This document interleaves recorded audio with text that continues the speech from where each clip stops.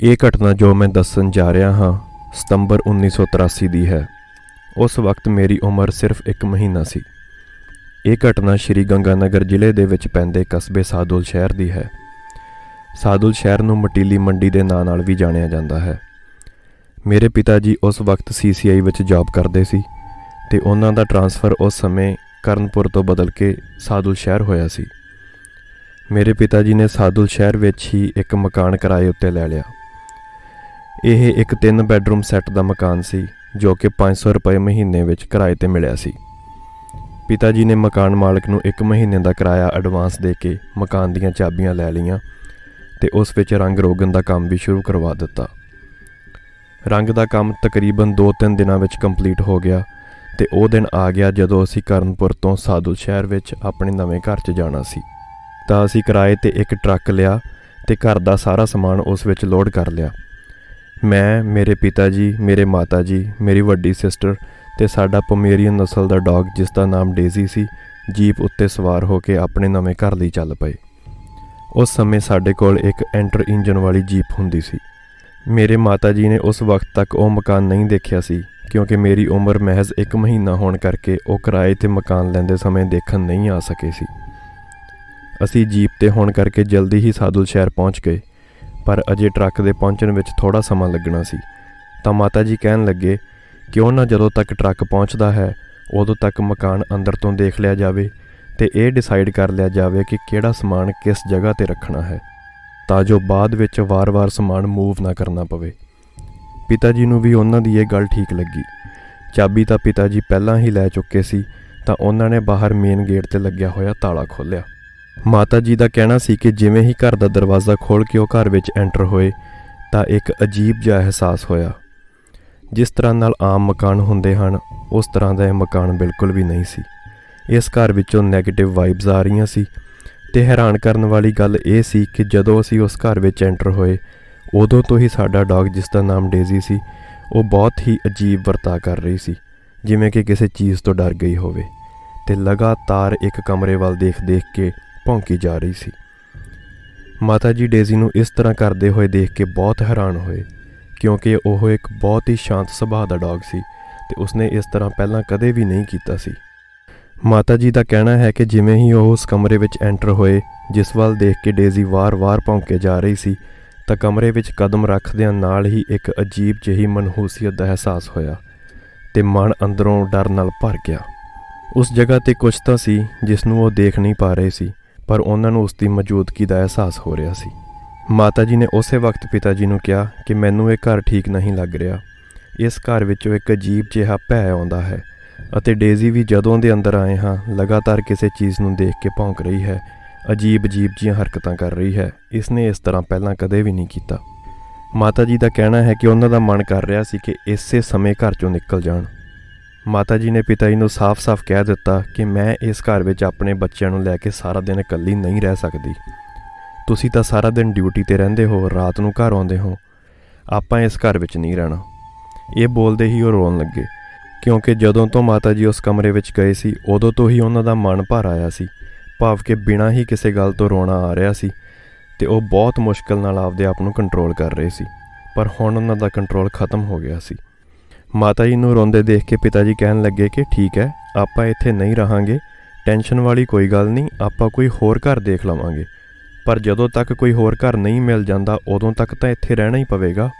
ਅੱਜ ਦੀ ਅੱਜ ਤਾਂ ਦੂਜਾ ਘਰ ਲੱਭਣਾ ਬਹੁਤ ਮੁਸ਼ਕਿਲ ਹੈ। ਪਰ ਮਾਤਾ ਜੀ ਉਸ ਜਗ੍ਹਾ 1 ਮਿੰਟ ਵੀ ਰੁਕਣ ਲਈ ਤਿਆਰ ਨਹੀਂ ਸੀ। ਉਹ ਮੈਨੂੰ ਤੇ ਮੇਰੇ ਸਿਸਟਰ ਨੂੰ ਲੈ ਕੇ ਬਾਹਰ ਜੀਪ ਵਿੱਚ ਆ ਕੇ ਬੈਠ ਗਏ। ਓਨੇ ਸਮੇਂ ਵਿੱਚ ਸਮਾਨ ਦਾ ਟਰੱਕ ਵੀ ਪਹੁੰਚ ਗਿਆ ਤੇ ਪਿਤਾ ਜੀ ਦਾ ਇੱਕ ਦੂਰ ਦਾ ਕਜ਼ਨ ਜਿਸ ਦਾ ਨਾਮ ਕੁਲਵੰਤ ਸਿੰਘ ਸੀ ਜੋ ਕਿ ਉਸੇ ਗਲੀ ਮੁਹੱਲੇ ਵਿੱਚ ਰਹਿੰਦਾ ਸੀ, ਉਹ ਵੀ ਆ ਗਿਆ ਸਮਾਨ ਰੱਖਣ ਵਿੱਚ ਮਦਦ ਕਰਨ ਲਈ।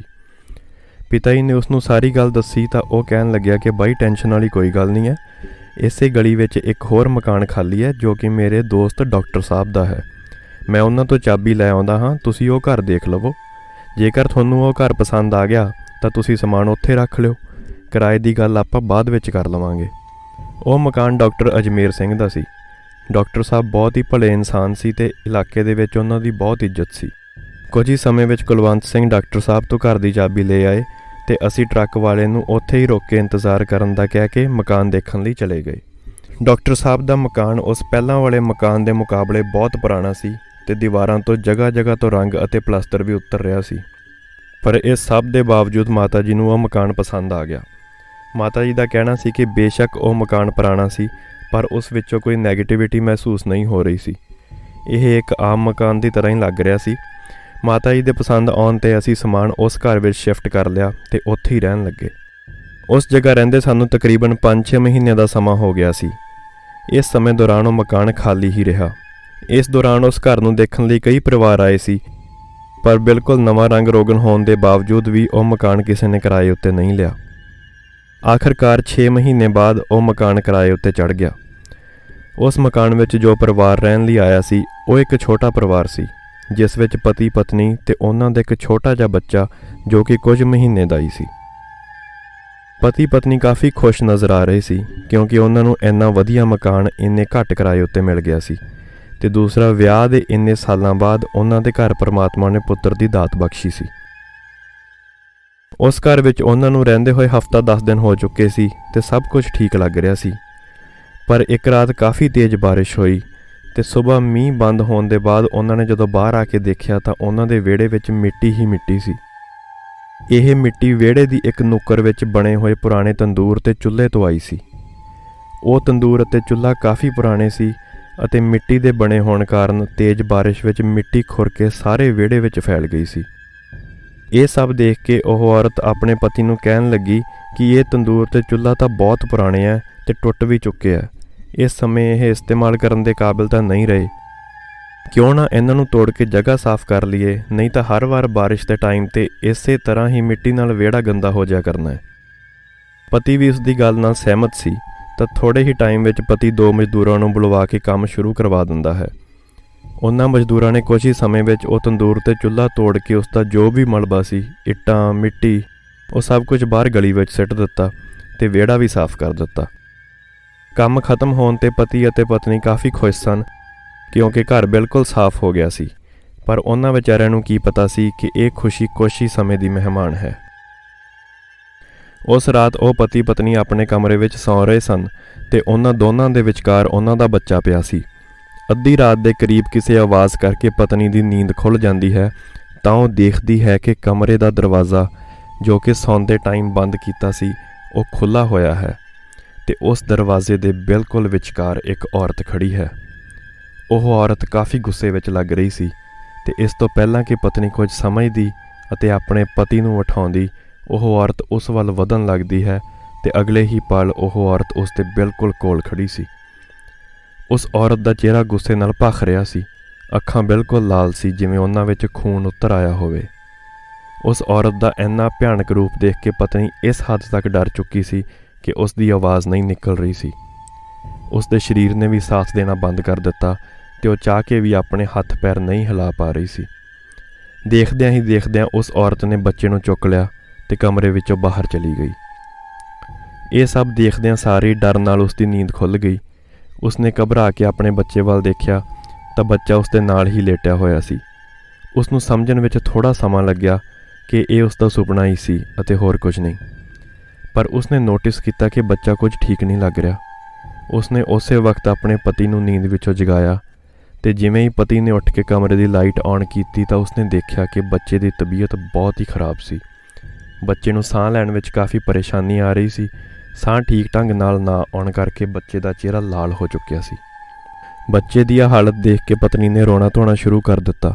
ਉਸ ਟਿੱਕੀ ਰਾਤ ਵਿੱਚ ਉਸਦੇ ਕਰਲਾਉਣ ਦੀ ਆਵਾਜ਼ ਗਲੀ ਤੱਕ ਗੂੰਜ ਰਹੀ ਸੀ। ਰੋਣ ਦੀ ਆਵਾਜ਼ ਸੁਣ ਕੇ ਆਂਢ ਗੁਆਂਢ ਵਾਲੇ ਲੋਕ ਉੱਠ ਗਏ ਤੇ ਆਪਣੇ ਆਪਣੇ ਘਰਾਂ ਵਿੱਚੋਂ ਨਿਕਲ ਆਏ। ਮੇਰੇ ਮਾਤਾ ਜੀ ਵੀ ਆਵਾਜ਼ ਸੁਣ ਕੇ ਉੱਥੇ ਆ ਗਏ।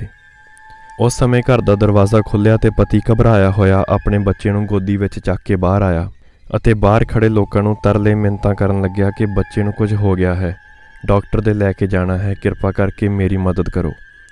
ਉਸ ਸ਼ਹਿਰ ਵਿੱਚ ਨਵੇਂ ਹੋਣ ਕਰਕੇ ਉਹਨਾਂ ਨੂੰ ਕਿਸੇ ਡਾਕਟਰ ਜਾਂ ਹਸਪੀਟਲ ਦਾ ਪਤਾ ਨਹੀਂ ਸੀ। ਬੱਚੇ ਦੀ ਹਾਲਤ ਕਾਫੀ ਖਰਾਬ ਲੱਗ ਰਹੀ ਸੀ ਤਾਂ ਮੁਹੱਲੇ ਦੇ 2-3 ਆਦਮੀ ਬੱਚੇ ਨੂੰ ਡਾਕਟਰ ਕੋਲ ਲੈ ਕੇ ਜਾਣ ਲਈ ਉਸ ਦੇ ਨਾਲ ਚੱਲ ਪਏ। ਪਿੱਛੋਂ ਗਲੀ ਦੀਆਂ ਔਰਤਾਂ ਉਸ ਪਤਨੀ ਨੂੰ ਹੌਸਲਾ ਦਿੰਦੀਆਂ ਹੋਈਆਂ ਕਹਿਣ ਲੱਗੀਆਂ ਕਿ ਭੈਣ ਜੀ ਚਿੰਤਾ ਨਾ ਕਰੋ, ਪਰਮਾਤਮਾ ਮਿਹਰ ਕਰੂਗਾ, ਤੁਹਾਡੇ ਪਤੀ ਬੱਚੇ ਨੂੰ ਡਾਕਟਰ ਕੋਲ ਲੈ ਕੇ ਗਏ ਨੇ, ਬੱਚਾ ਬਿਲਕੁਲ ਠੀਕ ਹੋ ਜਾਊਗਾ। ਥੋੜ੍ਹੀ ਦੇਰ ਬਾਅਦ ਜਦੋਂ ਪਤਨੀ ਚੁੱਪ ਹੋਈ ਤਾਂ ਗੁਆਂਢਣਾਂ ਨੇ ਪੁੱਛਿਆ ਕਿ ਭੈਣ ਜੀ ਬੱਚੇ ਨੂੰ ਹੋਇਆ ਕੀ ਸੀ, ਇਹ ਪਹਿਲਾਂ ਤੋਂ ਹੀ ਬਿਮਾਰ ਸੀ। ਤਾਂ ਪਤਨੀ ਨੇ ਉਹਨਾਂ ਨੂੰ ਸਾਰੀ ਗੱਲ ਵਿਸਥਾਰ ਨਾਲ ਦੱਸੀ ਤੇ ਸੁਪਨੇ ਵਿੱਚ ਨਜ਼ਰ ਆਈ ਔਰਤ ਬਾਰੇ ਦੱਸਿਆ ਤੇ ਉਸ ਤੋਂ ਬਾਅਦ 'ਚੋਂ ਕਿਵੇਂ ਬੱਚੇ ਦੀ ਸਿਹਤ ਖਰਾਬ ਹੁੰਦੀ ਹੈ ਇਸ ਬਾਰੇ ਦੱਸਿਆ। ਉਸਨੇ ਇਹ ਵੀ ਦੱਸਿਆ ਕਿ ਉਹ ਔਰਤ ਕਿਹੋ ਜਿਹੀ ਦਿਖਦੀ ਸੀ ਤੇ ਉਸਨੇ ਪਹਿਨਿਆ ਕੀ ਸੀ। ਇਹ ਗੱਲ ਸੁਣਦੇ ਸਾਰ ਹੀ ਗੁਆਂਢਣ ਔਰਤਾਂ ਇੱਕ ਦੂਜੇ ਦੇ ਮੂੰਹ ਵੱਲ ਦੇਖਣ ਲੱਗਦੀਆਂ ਹਨ ਅਤੇ ਉਹਨਾਂ ਦੇ ਚਿਹਰੇ 'ਤੇ ਡਰ ਸਾਫ਼-ਸਾਫ਼ ਨਜ਼ਰ ਆ ਰਿਹਾ ਸੀ। ਕੁਝ ਸਮੇਂ ਬਾਅਦ ਇੱਕ ਦੋ ਔਰਤਾਂ ਨੂੰ ਛੱਡ ਕੇ ਬਾਕੀ ਗੁਆਂਢਣਾਂ ਉਹਨਾਂ ਦੇ ਘਰ 'ਚੋਂ ਬਾਹਰ ਆ ਗਈਆਂ। ਉਹਨਾਂ ਦੇ ਪਿੱਛੇ ਮੇਰੇ ਮਾਤਾ ਜੀ ਵੀ ਬਾਹਰ ਆ ਗਏ। ਜਿਵੇਂ ਹੀ ਉਸ ਘਰ ਦੇ ਵਿੱਚੋਂ ਨਿਕਲ ਕੇ ਬਾਹਰ ਆਏ ਤਾਂ ਉਹਨਾਂ ਵਿੱਚੋਂ ਇੱਕ ਔਰਤ ਕਹਿਣ ਲੱਗੀ ਕਿ ਇਹ ਉਸੇ ਦਾ ਹੀ ਕੰਮ ਹੈ, ਹੁਣ ਉਹ ਬੱਚੇ ਨੂੰ ਜਿਉਂਦਾ ਨਹੀਂ ਛੱਡੇਗੀ, ਮਾਰ ਦੇਵੇਗੀ। ਇਹ ਗੱਲ ਸੁਣ ਕੇ ਮਾਤਾ ਜੀ ਨੇ ਪੁੱਛਿਆ ਕਿ ਤੁਸੀਂ ਕਿਸ ਦੀ ਗੱਲ ਕਰ ਰਹੇ ਹੋ, ਬੱਚੇ ਨੂੰ ਕੌਣ ਮਾਰ ਦੇਵੇਗੀ। ਉਹਨਾਂ ਨੇ ਅੱਗਿਓਂ ਮਾਤਾ ਜੀ ਨੂੰ ਸਵਾਲ ਕੀਤਾ ਕਿ ਤੁਹਾਨੂੰ ਸੱਚਮੁੱਚ ਕੁਝ ਨਹੀਂ ਪਤਾ ਕਿ ਅਸੀਂ ਕਿਸ ਦੀ ਗੱਲ ਕਰ ਰਹੇ ਹਾਂ। ਤਾਂ ਮਾਤਾ ਜੀ ਨੇ ਕਿਹਾ ਕਿ ਮੈਨੂੰ ਇਸ ਬਾਰੇ ਕੋਈ ਜਾਣਕਾਰੀ ਨਹੀਂ ਹੈ। ਤਾਂ ਉਹਨਾਂ ਨੇ ਅੱਗਿਓਂ ਦੁਬਾਰਾ ਸਵਾਲ ਕੀਤਾ ਕਿ ਜੇਕਰ ਤੁਹਾਨੂੰ ਕੁਝ ਨਹੀਂ ਪਤਾ ਤਾਂ ਫਿਰ ਤੁਸੀਂ ਇਸ ਘਰ ਵਿੱਚ ਕਿਉਂ ਨਹੀਂ ਰਹੇ, ਮਹੀਨੇ ਦਾ ਕਿਰਾਇਆ ਦੇ ਕੇ ਰੰਗ ਰੋਗਨ ਤੇ ਪੈਸੇ ਖਰਚ ਕਰਕੇ ਵੀ ਤੁਸੀਂ ਇਹ ਘਰ ਨੂੰ ਕਿਉਂ ਛੱਡ ਕੇ ਚਲੇ ਗਏ ਸੀ। ਤਾਂ ਮਾਤਾ ਜੀ ਨੇ ਉਹਨਾਂ ਨੂੰ ਉਸ ਦਿਨ ਦੀ ਸਾਰੀ ਗੱਲ ਦੱਸੀ ਜਦੋਂ ਅਸੀਂ ਉਹ ਘਰ ਦੇਖਣ ਲਈ ਆਏ ਸੀ ਤੇ ਕਿਸ ਤਰ੍ਹਾਂ ਉਹਨਾਂ ਨੂੰ ਡਰ ਲੱਗਿਆ, ਮਨਹੂਸੀਅਤ ਮਹਿਸੂਸ ਹੋਈ ਤੇ ਕਿਵੇਂ ਕੁੱਤਾ ਇੱਕ ਕਮਰੇ ਵੱਲ ਦੇਖ ਕੇ ਵਾਰ-ਵਾਰ ਭੌਂਕ ਰਿਹਾ ਸੀ ਤੇ ਇਹ ਸਾਰਾ ਕੁਝ ਦੇਖਣ ਤੋਂ ਬਾਅਦ ਕਿਵੇਂ ਅਸੀਂ ਉਸ ਘਰ ਵਿੱਚ ਨਹੀਂ ਰਹੇ ਸੀ। ਮਾਤਾ ਜੀ ਦਾ ਜਵਾਬ ਸੁਣ ਕੇ ਗੁਆਂਢ ਦੀਆਂ ਔਰਤਾਂ ਕਹਿਣ ਲੱਗੀਆਂ ਕਿ ਜਦੋਂ ਤੁਸੀਂ ਇਹ ਘਰ ਛੱਡ ਗਏ ਸੀ ਅਤੇ ਡਾਕਟਰ ਸਾਹਿਬ ਦਾ ਘਰ ਕਿਰਾਏ 'ਤੇ ਲੈ ਲਿਆ ਸੀ ਤਾਂ ਸਾਨੂੰ ਲੱਗਿਆ ਕਿ ਤੁਹਾਨੂੰ ਇਸ ਘਰ ਦੇ ਇਤਿਹਾਸ ਬਾਰੇ ਪਤਾ ਲੱਗ ਗਿਆ ਹੈ। ਫਿਰ ਉਹ ਦੱਸਣ ਲੱਗੀਆਂ ਕਿ ਇਸ ਮਕਾਨ ਦਾ ਜੋ ਮਾਲਕ ਹੈ ਉਹ ਪਹਿਲਾਂ ਆਪਣੀ ਪਤਨੀ ਨਾਲ ਇਸੇ ਘਰ 'ਚ ਹੀ ਰਹਿੰਦਾ ਸੀ। ਉਹਦੀ ਪਤਨੀ ਨੂੰ ਸਾਫ਼ ਸਫਾਈ ਦਾ ਬਹੁਤ ਸ਼ੌਂਕ ਸੀ ਤੇ ਉਹ ਆਪਦੇ ਘਰ ਨੂੰ ਬਹੁਤ ਹੀ ਸਾਫ਼ ਸੁਥਰਾ ਤੇ ਸਜਾ ਕੇ ਰੱਖਦੀ ਸੀ। ਇਸੇ ਘਰ ਵਿੱਚ ਰਹਿਣ ਦੇ ਦੌਰਾਨ ਉਸ ਦੀ ਪਤਨੀ ਪ੍ਰੈਗਨੈਂਟ ਸੀ ਤੇ ਜਿਸ ਦਿਨ ਉਸ ਬੱਚੇ ਦਾ ਜਨਮ ਹੋਣਾ ਸੀ, ਡਿਲੀਵਰੀ ਦੇ ਦੌਰਾਨ ਉਸ ਦੀ ਮੌਤ ਹੋ ਗਈ ਤੇ ਉਸ ਦਾ ਬੱਚਾ ਵੀ ਨਹੀਂ ਬਚਿਆ, ਉਸ ਦੇ ਬੱਚੇ ਦੀ ਵੀ ਮੌਤ ਹੋ ਗਈ। ਇਹ ਕਿਹਾ ਜਾਂਦਾ ਹੈ ਕਿ ਜਾਪੇ ਦੌਰਾਨ ਮਰੀ ਹੋਈ ਔਰਤ ਨੂੰ ਕਚੀਲ ਕਹਿੰਦੇ ਹਨ। ਇਹ ਵੀ ਕਿਹਾ ਜਾਂਦਾ ਹੈ ਕਿ ਕਚੀਲ ਪ੍ਰੇਤ ਬਹੁਤ ਹੀ ਸ਼ਕਤੀਸ਼ਾਲੀ ਤੇ ਗੁੱਸੇ ਵਾਲਾ ਹੁੰਦਾ ਹੈ। ਜਾਪੇ ਦੇ ਦੌਰਾਨ ਆਪਣੀ ਪਤਨੀ ਤੇ ਬੱਚੇ ਦੀ ਮੌਤ ਹੋ ਜਾਣ ਤੋਂ ਬਾਅਦ ਉਹ ਮਕਾਨ ਮਾਲਕ ਘਰ ਨੂੰ ਛੱਡ ਕੇ ਚਲਾ ਗਿਆ ਤੇ ਫਿਰ ਦੁਬਾਰਾ ਉਸ ਘਰ ਵਿੱਚ ਕਦੇ ਵੀ ਰਹਿਣ ਲਈ ਨਹੀਂ ਆਇਆ। ਇਸ ਘਰ ਵਿੱਚ ਜੋ ਵੀ ਕਿਰਾਏ 'ਤੇ ਰਹਿਣ ਲਈ ਆਉਂਦਾ ਹੈ ਉਹ ਜ਼ਿਆਦਾ ਸਮਾਂ ਇੱਥੇ ਨਹੀਂ ਟਿਕਦਾ ਕਿਉਂਕਿ ਉਸ ਔਰਤ ਨੂੰ ਆਪਣੇ ਘਰ ਨਾਲ ਬਹੁਤ ਜ਼ਿਆਦਾ ਲਗਾਵ ਸੀ ਤੇ ਜੇਕਰ ਕੋਈ ਉਸਦੇ ਘਰ ਦਾ ਕੋਈ ਵੀ ਸਮਾਨ ਛੇੜ ਦੇਵੇ ਤਾਂ ਉਹ ਗੁੱਸੇ ਵਿੱਚ ਉਸ ਆਦਮੀ ਨੂੰ ਬਹੁਤ ਜ਼ਿਆਦਾ ਨੁਕਸਾਨ ਪਹੁੰਚਾਉਂਦੀ ਹੈ। ਫਿਰ ਉਹ ਮਾਤਾ ਜੀ ਨੂੰ ਕਹਿਣ ਲੱਗੀਆਂ ਕਿ ਇਹੀ ਕਾਰਨ ਹੈ ਜਦੋਂ ਤੁਹਾਡੇ ਪਤੀ ਨੇ ਮਕਾਨ ਕਿਰਾਏ ਉੱਤੇ ਲਿਆ ਤੇ ਘਰ ਦਾ ਪੁਰਾਣਾ ਰੰਗ ਬਦਲਵਾ ਕੇ ਨਵਾਂ ਰੰਗ ਕਰਵਾ ਦਿੱਤਾ ਤਾਂ ਇਸ ਕਰਕੇ ਇਹ ਔਰਤ ਗੁੱਸੇ ਹੋ ਗਈ ਹੋਵੇਗੀ। ਤੁਸੀਂ ਕਿਸਮਤ ਵਾਲੇ ਹੋ ਕਿ ਤੁਹਾਨੂੰ ਇਹ ਮਹਿਸੂਸ ਹੋ ਗਿਆ ਤੇ ਤੁਸੀਂ ਇੱਥੇ ਨਹੀਂ ਰਹੇ। ਤੁਹਾਡੇ ਘਰ ਵਿੱਚ ਵੀ ਇੱਕ ਛੋਟਾ ਬੱਚਾ ਹੈ ਜੋ ਕਿ ਮੈਂ ਸੀ। ਜੇਕਰ ਤੁਸੀਂ ਇੱਥੇ ਰਹਿੰਦੇ ਤਾਂ ਤੁਹਾਡਾ ਨੁਕਸਾਨ ਜ਼ਰੂਰ ਕਰਦੀ। ਤੇ ਅੱਜ ਇਹਨਾਂ ਪਤੀ ਪਤਨੀ ਨੇ ਜੋ ਤੰਦੂਰ ਤੇ ਚੁੱਲ੍ਹਾ ਤੋੜ ਕੇ ਘਰ 'ਚੋਂ ਬਾਹਰ ਸਿੱਟਿਆ ਹੈ ਉਹ ਉਸ ਕਚੀਲ ਪ੍ਰੇਤ ਦਾ ਸੀ ਤੇ ਉਸਨੇ ਆਪਣੇ ਹੱਥਾਂ ਨਾਲ ਬਣਾਇਆ ਸੀ ਤੇ ਉਹ ਉੱਥੇ ਹੀ ਰੋਟੀ ਪਕਾਉਂਦੀ ਹੁੰਦੀ ਸੀ। ਅਸੀਂ ਤਾਂ ਹਜੇ ਗੱਲਾਂ ਹੀ ਕਰ ਰਹੇ ਸੀ ਕਿ ਹੁਣ ਉਹ ਪ੍ਰੇਤ ਆਤਮਾ ਇਹਨਾਂ ਦਾ ਕੁਝ ਨਾ ਕੁਝ ਨੁਕਸਾਨ ਜ਼ਰੂਰ ਕਰੂਗੀ, ਪਰ ਸਾਨੂੰ ਇਹ ਨਹੀਂ ਪਤਾ ਸੀ ਕਿ ਉਹ ਬੱਚੇ ਨੂੰ ਹੀ ਕੁਝ ਕਰ ਦੇਵੇਗੀ। ਜੋ ਔਰਤ ਸੁਪਨੇ ਵਿੱਚ ਬੱਚੇ ਨੂੰ ਚੱਕ ਕੇ ਲੈ ਜਾਂਦੀ ਹੋਈ ਨਜ਼ਰ ਆਈ ਸੀ ਉਹ ਇਹੀ ਕਚੀਲ ਔਰਤ ਸੀ ਕਿਉਂਕਿ ਉਹ ਦੇਖਣ ਵਿੱਚ ਹੂਬਹੂ ਇਸੇ ਹੀ ਤਰ੍ਹਾਂ ਦੀ ਸੀ ਤੇ ਉਸਨੇ ਆਪਦੀ ਮੌਤ ਦੇ ਵਕਤ ਇਹੀ ਕੱਪੜੇ ਪਹਿਨੇ ਹੋਏ ਸਨ ਜੋ ਇਸ ਨੂੰ ਸੁਪਨੇ ਵਿੱਚ ਨਜ਼ਰ ਆਏ। ਅਜੇ ਅਸੀਂ ਇਹ ਗੱਲ ਕਰ ਹੀ ਰਹੇ ਸੀ ਕਿ ਓਨੇ ਸਮੇਂ ਵਿੱਚ ਉਸ ਦਾ ਪਤੀ ਤੇ ਮੁਹੱਲੇ ਦੇ ਉਹ ਆਦਮੀ ਵਾਪਸ ਆ ਗਏ ਜੋ ਬੱਚੇ ਨੂੰ ਹਸਪੀਟਲ ਲੈ ਕੇ ਗਏ ਸੀ ਤੇ ਪਤੀ ਦੇ ਹੱਥ ਵਿੱਚ ਬੱਚੇ ਦਾ ਬੇਜਾਨ ਸਰੀਰ ਸੀ। ਬੱਚੇ ਦਾ ਸਰੀਰ ਨੀਲਾ ਪੈ ਚੁੱਕਿਆ ਸੀ। ਉਸ ਦੀ ਮੌਤ ਹਸਪੀਟਲ ਪਹੁੰਚਣ ਤੋਂ ਪਹਿਲਾਂ ਹੀ ਹੋ ਗਈ ਸੀ। ਜਿਵੇਂ ਹੀ ਉਸ ਦੀ ਪਤਨੀ ਨੇ ਆਪਣੇ ਬੱਚੇ ਦੀ ਲਾਸ਼ ਦੇਖੀ ਤਾਂ ਉਸ ਨਾਲ ਲਿਪਟ ਕੇ ਉੱਚੀ ਧਾਹਾਂ ਮਾਰ ਕੇ ਰੋਣ ਲੱਗੀ। ਉਸ ਦੀਆਂ ਚੀਕਾਂ ਕਾਲਜਾ ਚੀਰ ਰਹੀਆਂ ਸਨ। ਅਗਲੇ ਦਿਨ ਸਵੇਰੇ ਬੱਚੇ ਦੀਆਂ ਅੰਤਮ ਕਿਰਿਆਵਾਂ ਤੋਂ ਬਾਅਦ ਜਦੋਂ ਸਾਰੇ ਜਾਣੇ ਸੱਥਰ 'ਤੇ ਬੈਠੇ ਹੋਏ ਸੀ ਤਾਂ ਉਸ ਔਰਤ ਨੇ ਕੁਝ ਲੋਕਾਂ ਨੂੰ ਉਸ ਪ੍ਰੇਤ ਆਤਮਾ ਬਾਰੇ ਗੱਲਾਂ ਕਰਦੇ ਸੁਣ ਲਿਆ। ਉਸ ਦਿਨ ਪੁੱਛਣ 'ਤੇ ਤਾਂ ਲੋਕਾਂ ਨੇ ਗੱਲ ਟਾਲ ਦਿੱਤੀ, ਪਰ ਕੁਝ ਕੁ ਦਿਨਾਂ ਬਾਅਦ ਉਸ ਪਤੀ ਪਤਨੀ ਨੂੰ ਕਿਸੇ ਤੋਂ ਉਸ ਪ੍ਰੇਤ ਆਤਮਾ ਬਾਰੇ ਤੇ ਉਸ ਘਰ ਦੇ ਇਤਿਹਾਸ ਬਾਰੇ ਪਤਾ ਚੱਲ ਗਿਆ। ਉਸ ਦਿਨ ਉਹ ਪਤੀ ਪਤਨੀ ਬਹੁਤ ਜ਼ਿਆਦਾ ਰੋਏ ਤੇ ਵਾਰ-ਵਾਰ ਮੁਹੱਲੇ ਵਾਲਿਆਂ ਨੂੰ ਹੱਥ ਜੋੜ ਕੇ ਇਹੀ ਗੱਲ ਕਹਿੰਦੇ ਰਹੇ ਕਿ ਸਾਨੂੰ ਇਹ ਸਭ ਤੁਸੀਂ ਪਹਿਲਾਂ ਕਿਉਂ ਨਹੀਂ ਦੱਸਿਆ। ਜੇਕਰ ਸਾਨੂੰ ਕੋਈ ਪਹਿਲਾਂ ਦੱਸ ਦਿੰਦਾ ਤਾਂ ਅਸੀਂ ਇਹ ਘਰ ਬਦਲ ਲੈਂਦੇ ਤੇ ਅੱਜ ਸਾਡਾ ਬੱਚਾ ਸਾਡੇ ਕੋਲ ਹੁੰਦਾ। ਬਾਅਦ ਵਿੱਚ ਉਹ ਪਤੀ ਪਤਨੀ ਉਸ ਘਰ ਨੂੰ ਛੱਡ ਕੇ ਚਲੇ ਗਏ ਤੇ ਕਿਸੇ ਨੂੰ ਵੀ ਨਹੀਂ ਪਤਾ ਕਿ ਕਿੱਥੇ ਗਏ। ਮਾਤਾ ਜੀ ਦੱਸਦੇ ਨੇ ਕਿ ਇਸ ਘਟਨਾ ਤੋਂ 2 ਸਾਲ ਬਾਅਦ ਮੇਰੇ ਪਿਤਾ ਜੀ ਦਾ ਟਰਾਂਸਫਰ ਸੰਗਰੀਆ ਹੋ ਗਿਆ ਜਦ ਤੱਕ ਅਸੀਂ ਉਸ ਗਲੀ ਵਿੱਚ ਰਹਿੰਦੇ ਰਹੇ ਉਹ ਘਰ ਖਾਲੀ ਹੀ ਰਿਹਾ।